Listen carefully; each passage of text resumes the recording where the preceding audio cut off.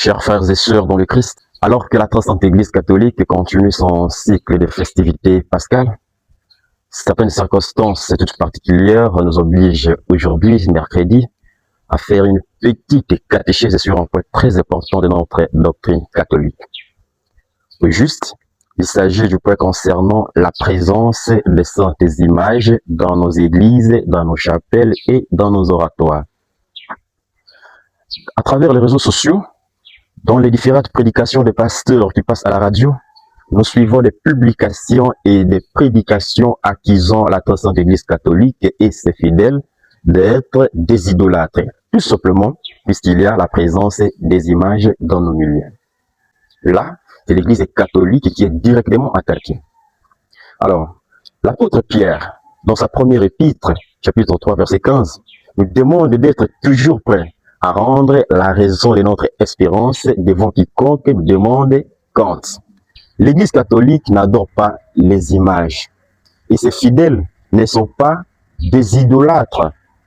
Oui, il existe plusieurs façons d'être idolâtre, mais la seule présence de ces images dans nos églises ne signifie pas que l'Église et ses fidèles deviennent des idolâtres.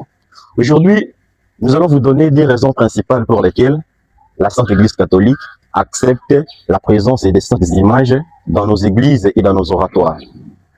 La première raison est d'ordre historique.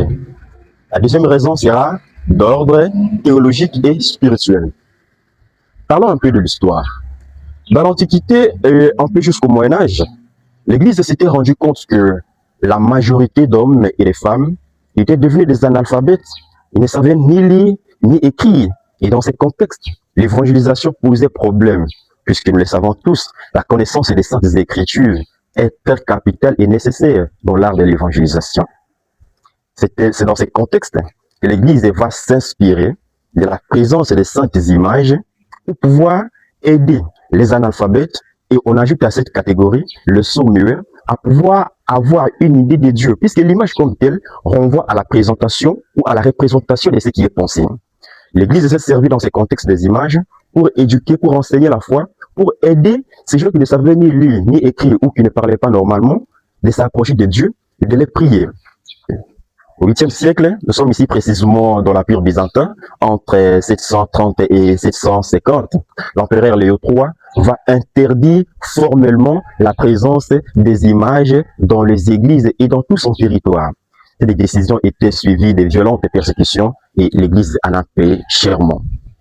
L'empereur, je vous le rappelle, il s'inspirait de la prohibition des saintes images dans l'Ancien Testament. Mais derrière son arrière-pensée politique était d'abord de subordonner l'Église à son autorité pour commencer à fixer lui-même ses dogmes de quelque chose qui ne pouvait pas être accepté par l'Église.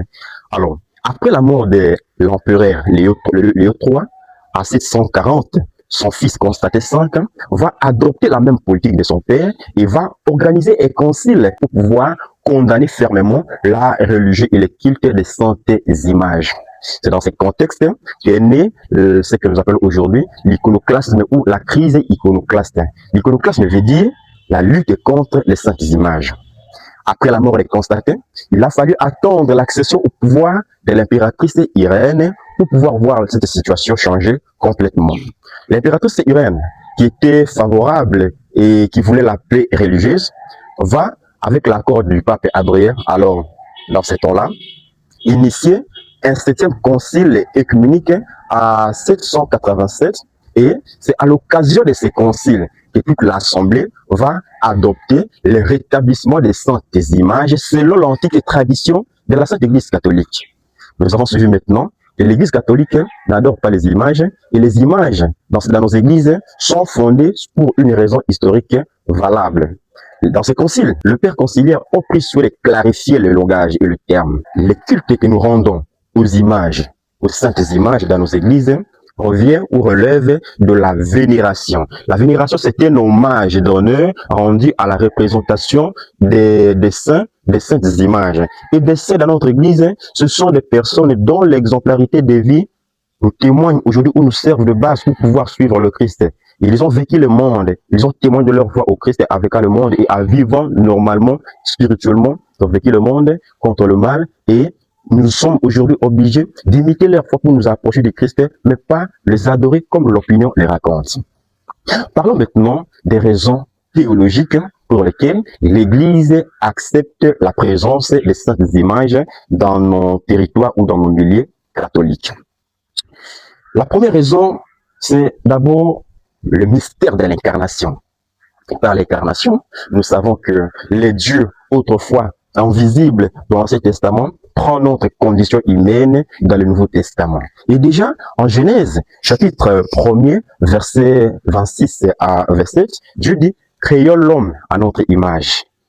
Alors, par cette déclaration, Dieu lui-même accepte de devenir, accepte d'être ou d'avoir une image vivante de lui-même, puisque nous les hommes, toutes les créatures, les êtres humains, par des êtres humains, nous sommes des petits dieux sur terre. Et Dieu veut que nous soyons, par le Christ, saints comme lui-même est saint. Alors, par le mystère de l'incarnation, Dieu accepte de prendre notre condition. Et l'apôtre Paul, dans son épître aux Colossiens, chapitre 1er, verset 15, nous présente le Christ comme étant l'image de Dieu. Déjà dans les prologues de ces gens, il nous présente le Christ comme le Verbe qui a pris, le Verbe fait chair. Alors, nous allons comprendre par cela que, avec cette incarnation, Dieu devient visible et donc présentable et représentant et représentable dans le Christ Jésus. À cause de cela, l'Église accepte de représenter les icônes, les images des personnes dont l'essence de la vie constitue aujourd'hui un enseignement pour poursuivre la voie de Christ, la raison principale pour laquelle nous acceptons ces images dans nos églises. Non pas puisque nous les adorons, mais nous les vénérons. Que la paix du Seigneur soit avec nous tous.